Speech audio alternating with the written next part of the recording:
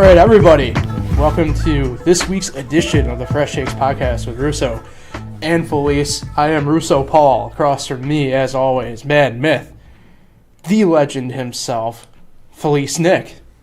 Nick, how you doing? I'm doing good, Paul. It's good to see we got the old intro back. Yeah, I don't know what was up with that last week, but it was weird. We got I don't know how to say the jingle, but you got it. Our theme music.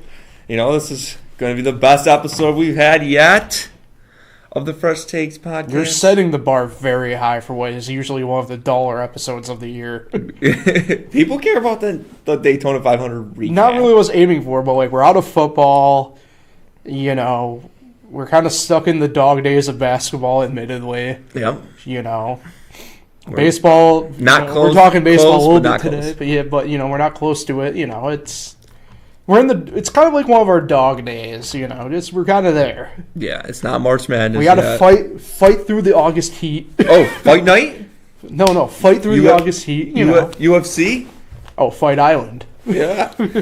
Yeah, August heat. But yeah, well, it's usually this time of year you kind of run into. That storm was a bust last night, though. Yeah, I don't know. Was it a bust? We got a lot more ice than they predicted, admittedly. The other storm was worse. The one where we had to get pushed back our episode. We're about to get a nor'easter-ish sort of thing at the end of the week. Let's see. Bust. You're calling that a bust already? Mm-hmm. Wow. All right, well. Topics for today. We're going to talk some NBA and college hoops, some hoop talk, recap the Daytona 500, spring training pitchers and catchers. Little dusting right there. Have they reported yet? Nope. Tomorrow's when they start reporting, so we'll discuss some of the key stuff to note for spring training this year, and maybe talk a little bit about some prospects we're excited to see. So, has it always said the date right there? Yes. Really? Yep. That's kind of cool. You just realized this.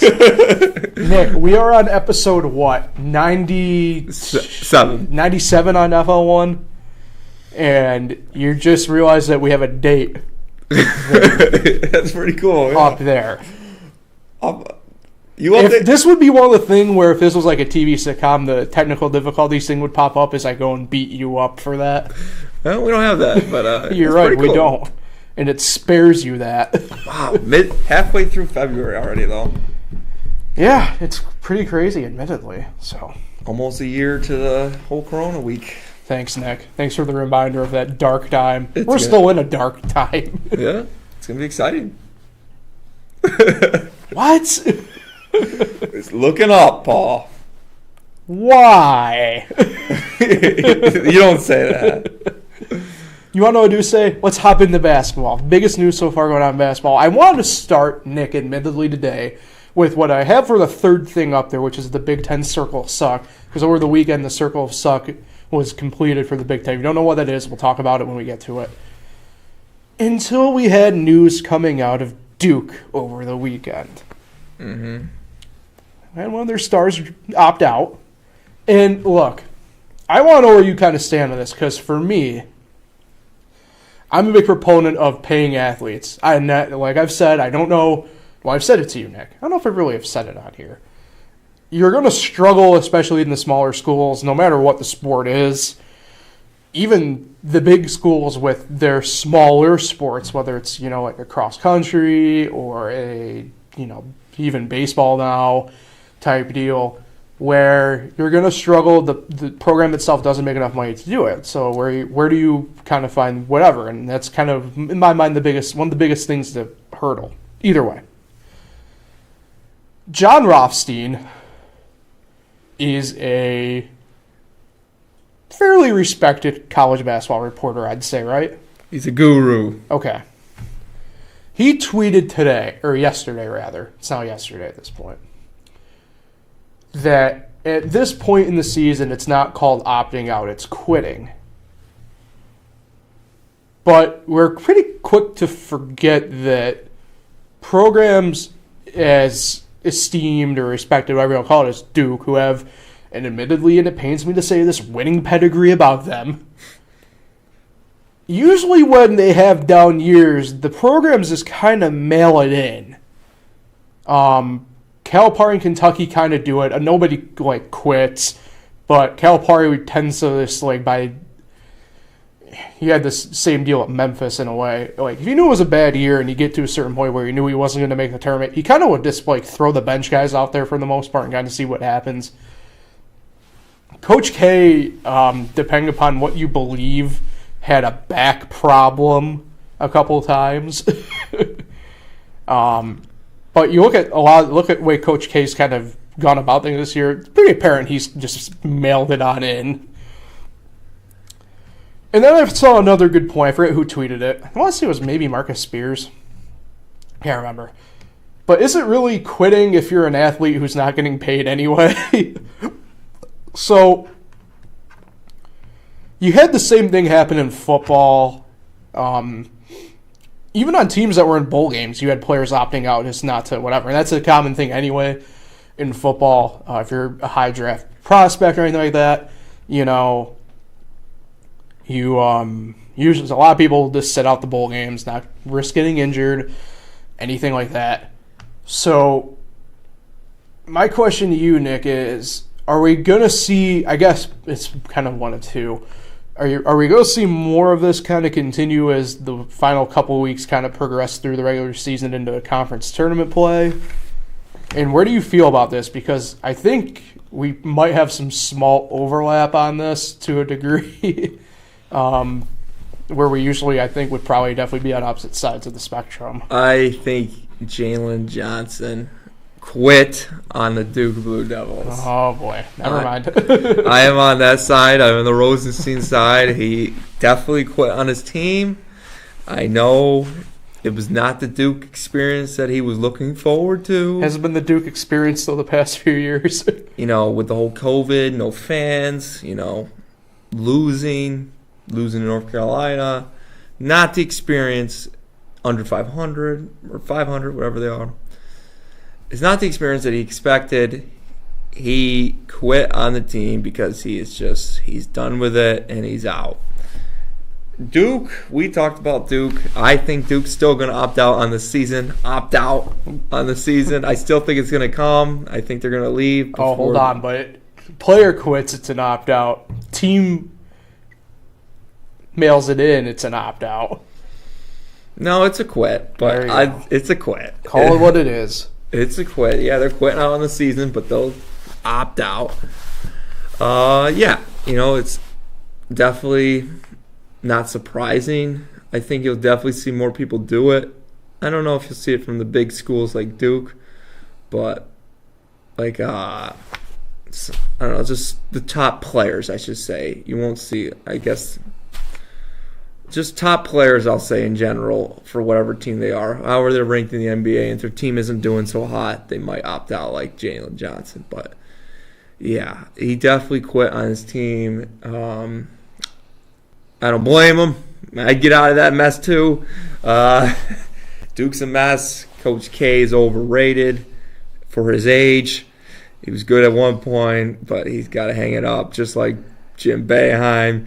They got to hang it up, those old kooks. Mike Bray's better than Coach K, and he always will be. What? He always will be. We beat him again last week. Yeah, it's a quit. I don't know what else you want me to say. He quit on his team. That's how I look at it. I agree with Rosenstein. Think we'll see more kids opt out at this point? Yes. Or in your eyes, quit? Yes, I think people will more quit if they're, like I said, if they're on a bad team and they're up there for the NBA draft. Yes, those guys are going to quit on their teams. In a season like this, it doesn't matter because this season's weird. I don't blame them. It's not a normal season. If this was a normal season and this was Duke struggling in a normal season, then it become even a bigger deal and you wouldn't see more people do it. But in a COVID season, I think you'll see more people follow Jalen Johnson's path. Let's stick with the college thing. We'll skip over the second topic and come back to it. But the Big Ten has officially completed their circle of suck conference. Many people thought we'd see true challengers arise from this year, and it's not quite happening, I don't think, in my mind. For those of you who don't know, the circle of suck is something that occurs in college sports, really any sport, technically, to be fair. but college sports is where you see it because of the conferences, where each team has collectively beaten each other. So the Big Ten, that means Nebraska's beaten Rutgers, who's beaten Ohio State, who's beating Michigan, who's beaten Illinois, who's beaten Michigan State, who's beating Purdue, and so on and so forth. Surprisingly, the Big 12 hasn't gone there yet, courtesy of Iowa State, who has gone winless in conference play so far. So Big 12 circle of suck might not actually happen this year. They're usually the one conference that it's a guarantee. Yeah. Like I said, the Big Ten, I think a lot of people kind of pointed the finger at, say, Michigan to be a whatever. Illinois came on the scene really quick this year. Wisconsin rather as well. Iowa was up there. Penn State was ranked at one point for like a week or Ohio 2 State's weeks rather. turned around their season. Yeah, like Indiana's kind of poked around. Like they're in games. It's really weird. Same with Purdue. Like, this is kind of like been what we've like talked about in college hoops. Like I just can't get it, which is why I think like Gonzaga actually is like for real this year. Like I don't know what to make of like the Big Ten anymore. Like I just don't. Yeah, it's a mess, and it's what we've seen out of the Big Ten for years now. Not winning national championships. They got a lot of good teams this year. They had a lot of good teams last year when they got canceled, but they just don't have a Baylor or a Gonzaga. They do have good teams. You got Illinois, you got Ohio State, you got Michigan. Michigan barely's played lately, though. They just played their first game in forever. But Indiana, Purdue, those type of teams, they're just, Rutgers, those type of teams. They're just middle of the pack. Never going to make a move. Second round upset for your brackets. But I like Iowa still. I think Iowa with Garza, they can make a run. I just don't see a national championship out of this group again for the will be the 20th straight year, 21th straight year. This was the last one, Michigan State, right? Yeah, 2000. So it's been a while. Wisconsin made the finals that one year, 2015. Lost to Duke. They made some runs. Michigan beat Syracuse in Final Four that one year too, but lost in the finals to Louisville, 2013. So we'll see. They are beating up on each other. We used to see that with the Big East days. Teams beating up on each other. It hurts the records in conference. Yeah, but these are all good teams. They're all good teams. They're going to have a lot of teams in the tournament. But I just think you could see a bunch of them get upset like that one year. The Big East had 11 teams, and I think only 2 of them made it to the Sweet 16. It was something crazy like that. So we'll see. Confidence in Baylor and Gonzaga. It's Baylor and Gonzaga's league season, whatever you want to call it, to lose. True. It's their season to lose. We haven't seen undefeated teams. That's Stafford's team to win now. Yeah. We haven't seen an undefeated team in college basketball in so long. Like Bob Knight. No. Well, are you talking about a flat-out undefeated year? Like the Hoosiers? Okay. Wait, what's the difference? Well, no. Wasn't there a team that went undefeated in the regular season a couple of years ago? Kentucky did. Yeah. Yeah. Okay. But I wasn't too sure which way you were going. Yeah, the whole season. Okay. Undefeated season. We haven't seen one, I think, since Bob Knight. So Gonzaga's the last bullet, I think. Yeah. What's that? I said Gonzaga's the last bullet, I think. Bullet? Because Baylor's lost. Baylor lost? Didn't it was like Oklahoma State or someone? You keep talking. I'll look it up. All right, you look it up. I didn't. Maybe they did. I didn't see that. I thought Baylor was still undefeated. But, yeah, it's their season to lose. The Big Ten is going to have a lot of teams to fight for them, but the ACC, not so much. ACC, I don't know where they are going to go. I will be honest, I don't think the ACC could have a team in the Sweet 16, as crazy as that sounds. They might not have a team in the whole Sweet 16. Nick, you're right. Baylor is undefeated. Okay. So, yeah, either way, it's Baylor and Gonzaga's season to lose. But, yeah, ACC maybe 4 teams. Big Ten could be looking around 9, 10, something like that. So, it's interesting. Big East coming on strong late. Yeah, Big East got some teams. Villanova, Mm-hmm. Creighton. Should be interesting. Mm-hmm. I don't know. I'm just ready for the tournament. As a Notre Dame fan, it's been tough this year. Under 500 season. We'll figure it out next year. So I read an article on Yahoo today. And it brought up a good point. Something that I've been saying for a while, this amongst us. Something I even said kind of on here. Now look, admittedly, Zion Williamson's not going to be in China next basketball season. I will admit defeat on that. But, Nick, we're finally starting to realize that Ja Morant, probably the better player of the two. Now, fun fact about the Grizzlies this year. Do you know what their win expectation is right now? They're projected to win 10.5 more games than predicted. Really? Yep. Do you know what the totals are? I can't. No. I just know it's 10. That's not the point, Nick. My metrics, my rules. So, God, I feel like I'm taking a minor victory lap right here with this. Because I think you're finally starting to realize that Zion's a fairly one-ish dimensional player. Hasn't developed as nicely as I think the Pelicans have hoped. Some of it you can attribute to obviously him missing pretty much all of his rookie year last year. But, this is a big but. They knew that going into the deal. You have Ja Morant, who's,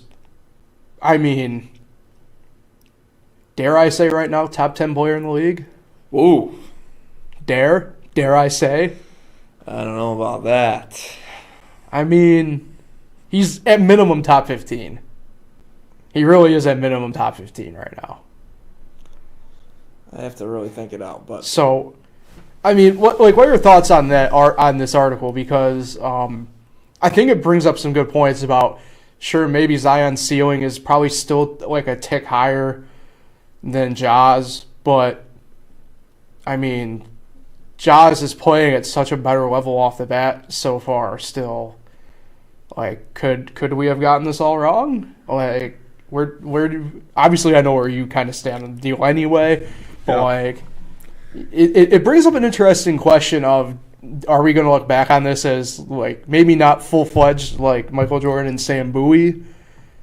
Obviously I don't think Ja Morant's not going to be Michael Jordan and Zion Williamson's not going to be Sam Bowie, but you want to know what's probably maybe a little bit of a better example? Is this going to be like Carmelo Anthony and Darko Milicic? Yes. I'm not surprised by this. I knew Zion could not shoot, and I knew he was just a dunker. And he can do other things, but just not enough. And he needs to lose a little bit of weight. He's just not enough to really lead a team. Ja, on the other hand, I don't know if he's top 15, but he's definitely a good player. I think he's better than Zion, but I think the real question is, how will they be better than R.J. Barrett? And that is an unanswerable question because they will never be better than R.J. Barrett. Ja's better than R.J. Barrett. Your opinion is your opinion. My opinion is R.J. Barrett is the best player in this draft. And but we're not talking about R.J. We're talking about Ja and Zion. And I did not read this article, but I think the guy is onto something because Ja, he played at Murray State. Zion played at Duke. Duke gets a little bit more hype than Murray State, and Ja made a little bit of name in that tournament. The last tournament we ever saw in college basketball. Mm-hmm. So I'm not surprised. Zion's going to be a great player like a Rudy Gobert high level of a player. He's never going to be an elite player, and he's definitely never going to be LeBron status. They treat him like he was, and he's definitely not. I don't know if either one of these will be an elite player. I think Ja definitely has the tools to do it. Zion does not. He is just an average great player. He's an above average great player. I'll put it to you this way. I think the best way to kind of describe it is Zion really kind of, it's so weird because I'm going to flip-flop this, not flip-flop it, but like Zion's kind of like Carmelo in the sense that he needs somebody with him for sure. Yeah. You know, LeBron didn't win a title without anybody around, without help around him, but he was able to lead a team to the finals. Same thing with Dwayne Wade. Well, Dwayne got there with Shaq, but Dwayne also was able to lead teams deep playoff runs and through fairly dark times in Miami, you know. But you look at Carmelo, typically was a one-and-out guy in the playoffs for the most part. Had a couple deeper runs, had one with Denver, rather. And then got to, conference semi with the Knicks? So, I mean, that's kind of where I feel like Zion's probably going to fall in this in a way. I mean, it's just tough. And at the same token, I don't think Ja's going to develop into like LeBron. I could see him kind of going to Dwayne Wade route. I mean, he's obviously a better shooter, but like, you know, Ja kind of reminds me of Dwayne Wade in a sense that he just kind of grinds to work and whatever. But maybe positionally or whatever, you know, Ja kind of gives me some like Gary Payton vibes, you know.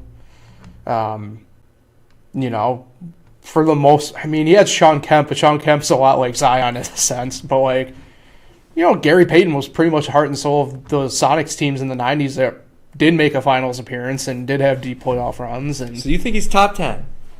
Right now, I mean, he's playing like it in my mind. You know.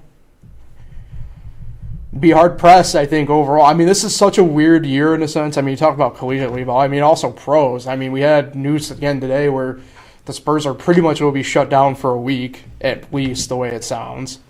And then Charlotte going to be on the receiving end of that, the way it sounds. Second half schedule, still got to get released. Yeah, so, I mean, I don't know. It's crazy. But I think even in a normal season, normal sense of a year, I think we're still seeing this out of Ja. I mean, they're doing this Grizzly team is. I mean, in a way, it's just kind of like a classic grindhouse Grizzly team in a way, but at the same token, like they shouldn't be doing as good as they are. Who would you want the Pelicans to take that draft at the time? Ja. I mean, I thought Ja was the best player probably in that draft, looking back, for sure. Mm-hmm. I mean, at the time, like you said, I mean, I think, you know, it's still the Zion sweepstakes. I mean, and if you're the Pelicans at that time, you have to pretty much take a guy who can replace Anthony Davis, whether or not you want to admit it or not. I mean, Zion, I don't think is going to be Anthony Davis by any means, but you had to take somebody positionally that could slide in. You know, it is what it is. I mean, it's kind of like this year, and, you know, it's too early to tell with this draft in a way still, but I still think Obi Toppin was the best player in this draft. I mean, time will tell. But, I mean... this draft's different. Yeah, I mean, how are you going to know? There's just no summer league, no none of that. So, I mean, it's tough. I mean, like you know, we said, been running the Zion hate train, but... You have to kind of just look at it from all angles in a way. I mean, I don't think the Pelicans had a choice in not drafting Zion. You know what I mean? Mm-hmm. At the time, you still had Drew Holiday there. It's like the Jaguars and Trevor Lawrence. Yeah. It was the Lawrence sweepstakes. Yeah. So I don't know. It's tough. It's a tough call. Looking back, and that's the crazy thing about drafting, right? It's like people love pointing to the Bowie draft, well, the Michael Jordan draft. They forget that they just took Clyde Drexler the year before. You know, you can't look. Drafts are weird. I mean, they really are. I mean, look at the Sixers. They hit on a couple, but they definitely missed on a bunch. Yeah, I mean, one they didn't miss on was Nerlens Noel. Well, great guy. Well, here's the thing, right? And like before we move on, but like think about it, like, and this is where basketball kind of is now in a way. Not as bad as say baseball, but like. Basketball has now gone this way over the past decade. And, like, I don't want to pinpoint the 2013 draft because it was just awful. But, I mean, it's the perfect example. Like, you're just... All drafting is, right, is you're throwing a dart at a board of what makes the most sense for your team, and you're hoping it develops. That's all you're hoping for. especially with the guys who are all one and done now, or, you know, they're proven but extremely unproven compared to even 15 years ago when you still had 4-year guys coming out. You know, it's crazy to think about, right? People were frightened of Al Horford as a 4-year guy even 15 years ago now. Well, less than that, 13 or 14. But, I mean, but Al Horford has, and people are not going to like when I say this, but Al Horford's had a pretty much Hall of Fame career. I mean, basketball, they pretty much let everybody in anyway for the most part. But, I mean, you think about, like, Paul Millsap. Al Horford's had, you know, he's probably a ring away from being a Hall of Famer. He really is. I mean, at minimum, he's an all-NBA guy as a player. Yep. So, yeah, that's what it is. We will see, but right now, Ja's got the edge. For sure. And he definitely deserves it. He was Rookie of the Year. I can't believe we're thinking about putting Zion as Rookie of the Year last year, but... Yeah.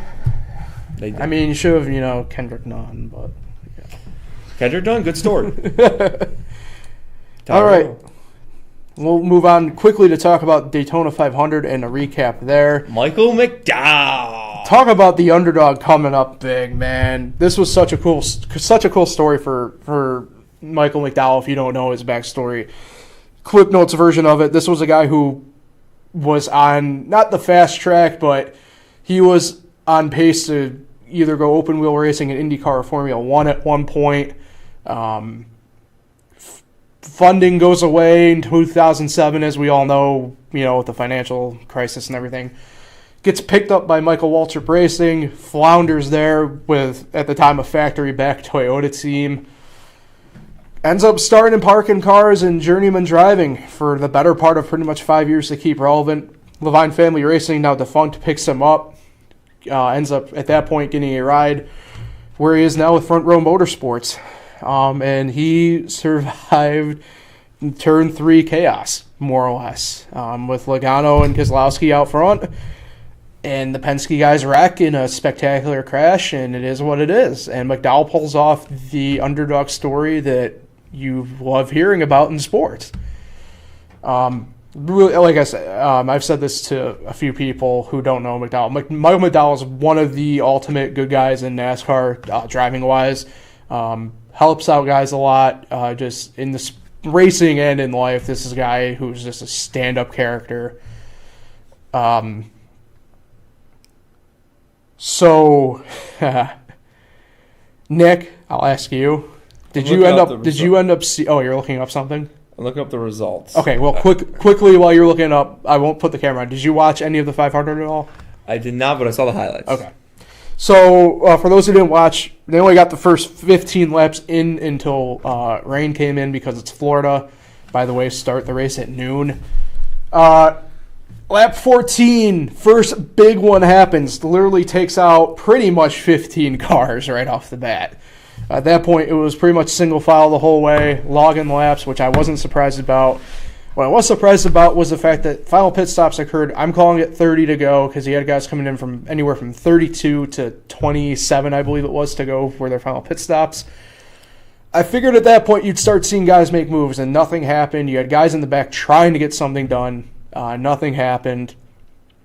And I knew there was going to be a wreck to some degree on the last lap, because that's the way it happens in single file racing with this package. Well, with the current generation car. This happened in 2013.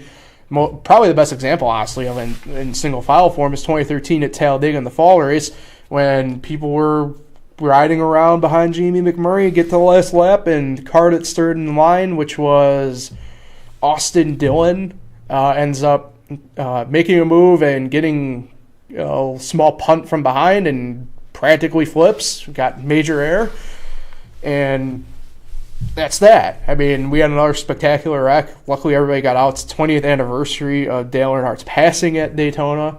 No doubt the technology developed since helped keep guys from getting hurt, namely Kyle Busch and Brad Keselowski, who had awful impacts. Keselowski did get up into the catch fence a little bit in turn 3, by the way. So we have that. McDowell started 17th. Sure. Yep. And I did not get to check.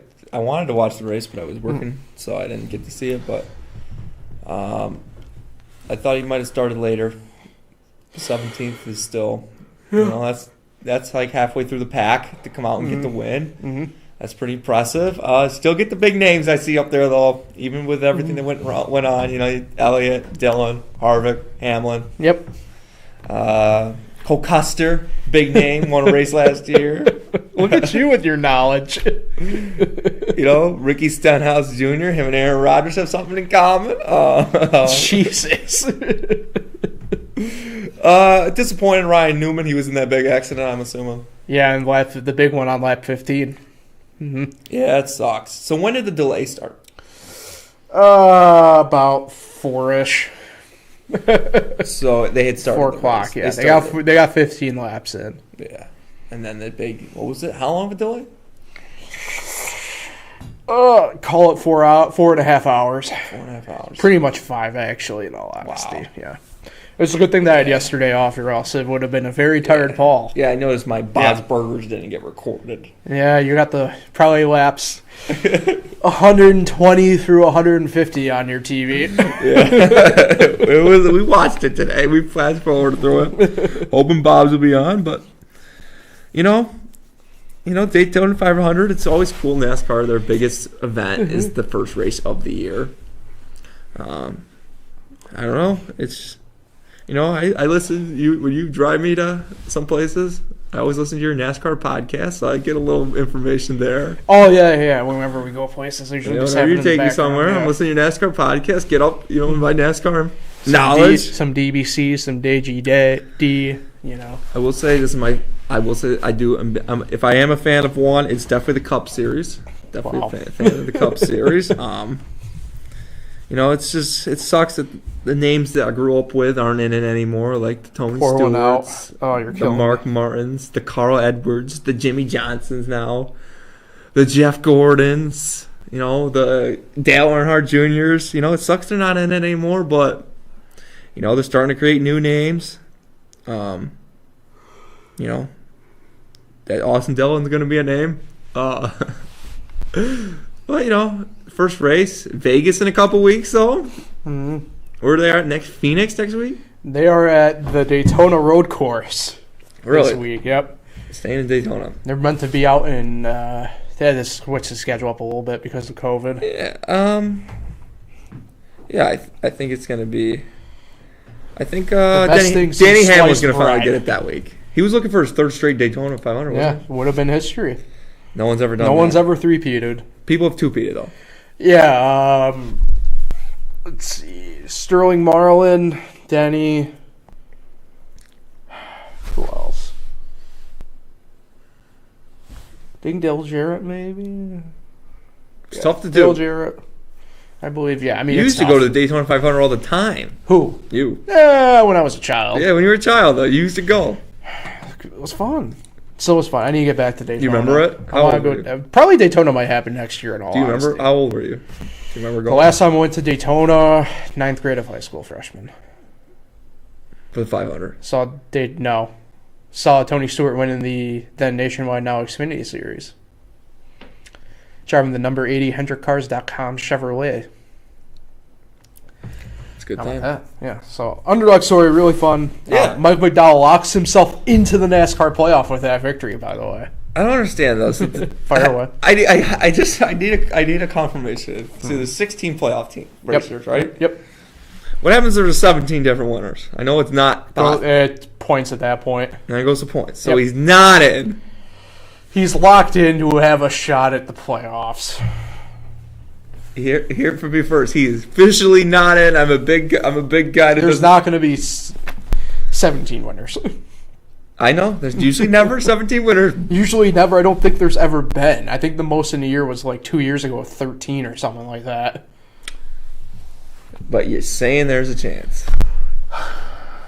Not officially in. I don't know why I keep pointing at this camera. Look, it's the 25th anniversary of a certain movie that came out. I will beat your ass Bob Barker style. It's all right. That's twice now.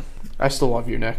I'm just saying, he's not officially in. He's in. You Michael McDowell fans. He's in. Don't listen to him, Michael McDowell fan. Don't listen to him. You're in. Your driver has a shot for the NASCAR Cup. Okay.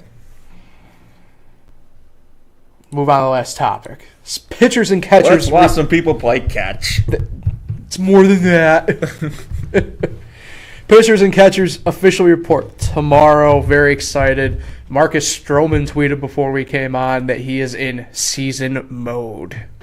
Oh, he is good. Locked in. I haven't heard of Marcus Stroman in a while. Don't be a hater. He's on the Mets still? Yes. Okay.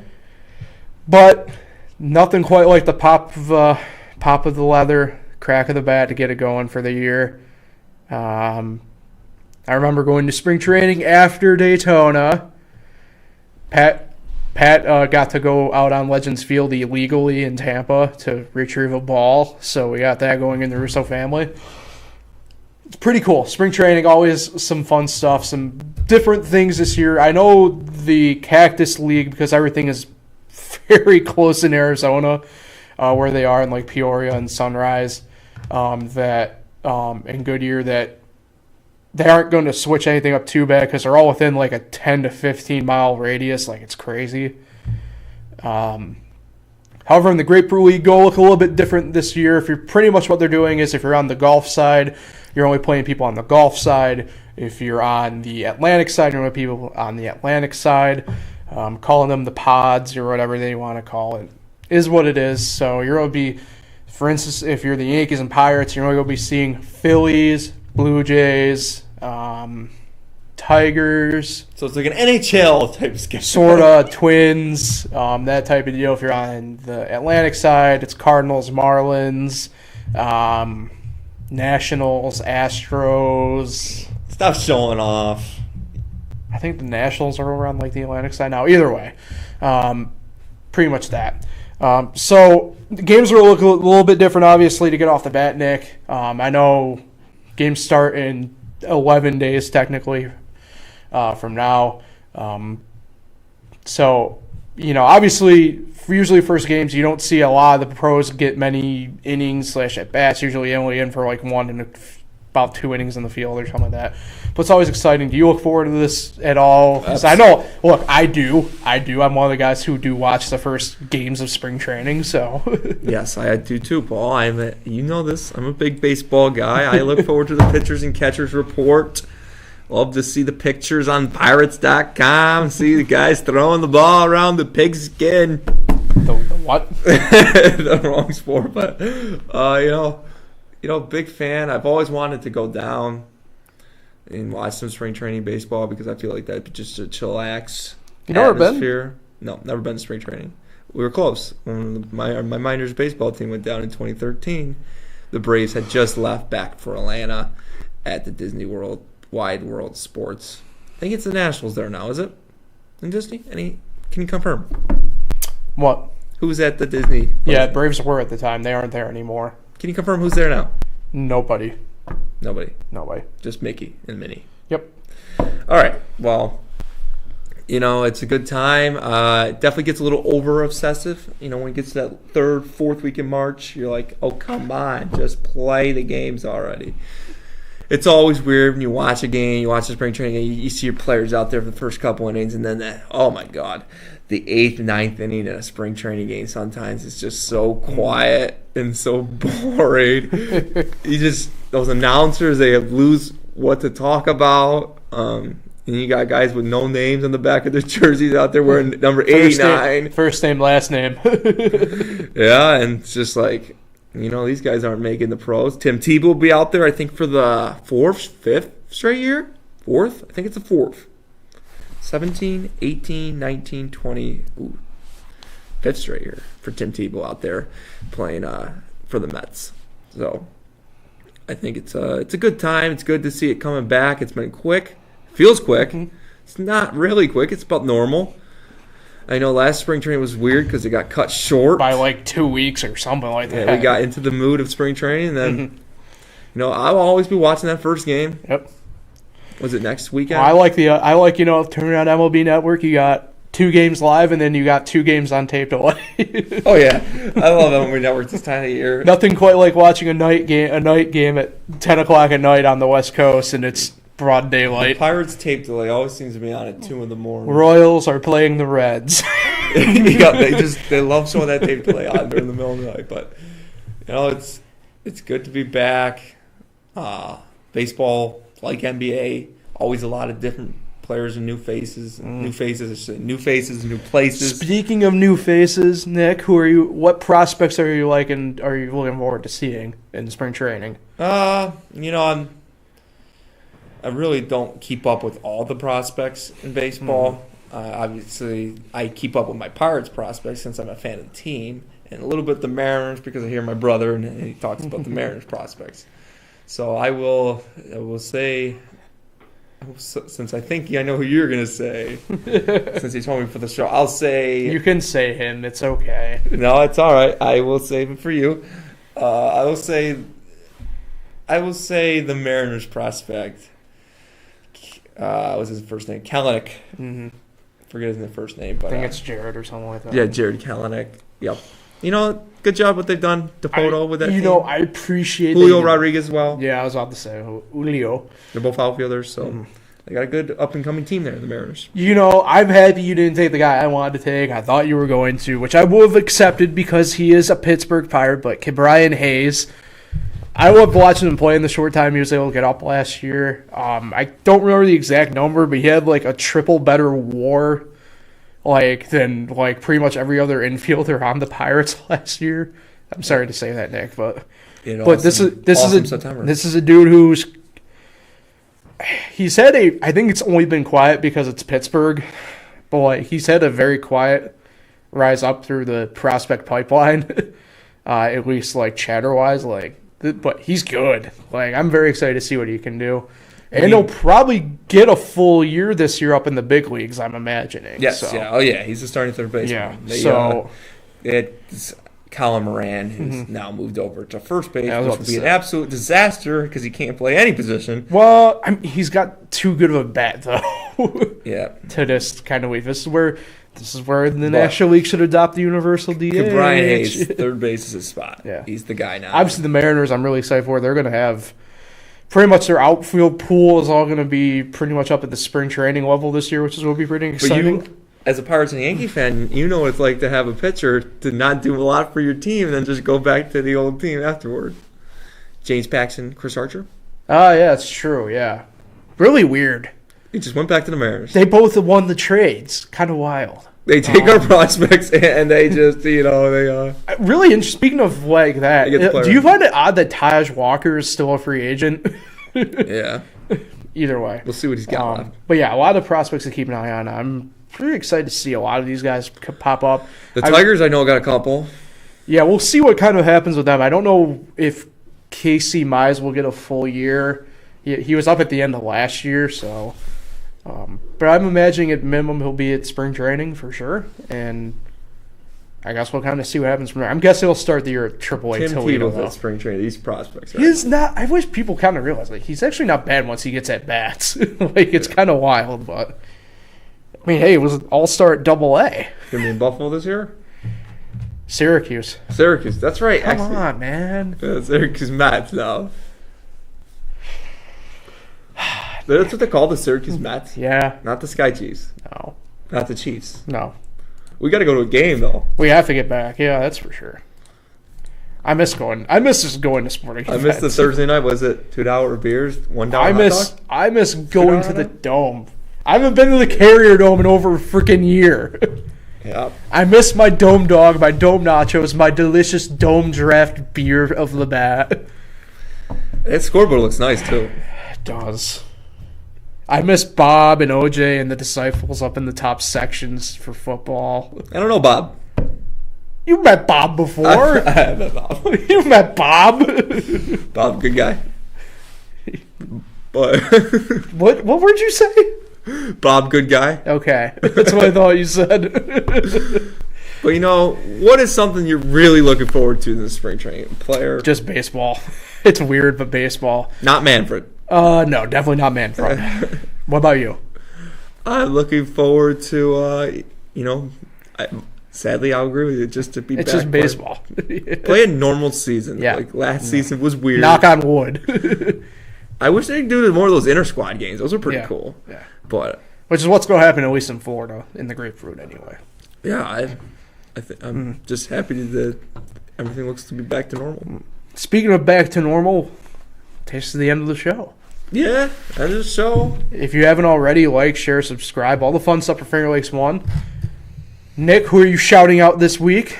Oh, crap. Yeah. You just forget, I think, at this point. Yeah, just... Oh, man. Who's some baseball I could shout out? I'm gonna shout out... I know who it's going to be. I've shot out your dad before, but I'm gonna shout out your dad again. I'm glad you enjoyed the chicken wing dip from the Super Bowl. Yeah. Shout out John Russo. Yeah. Man, Good chicken wing Another dip. man, myth, and legend. Yes, another man, myth, and legend. Shout out John Russo. Hope you're doing well. He's doing good. COVID-free now. That's good. Been COVID-free. All right, like I said, like, share, subscribe, all the fun stuff. Take her home. If you haven't already, wear your mask because it's pretty important. You won't get COVID that way, and we'll catch you next week on the Fresh Chicks Podcast with Russo and Felice.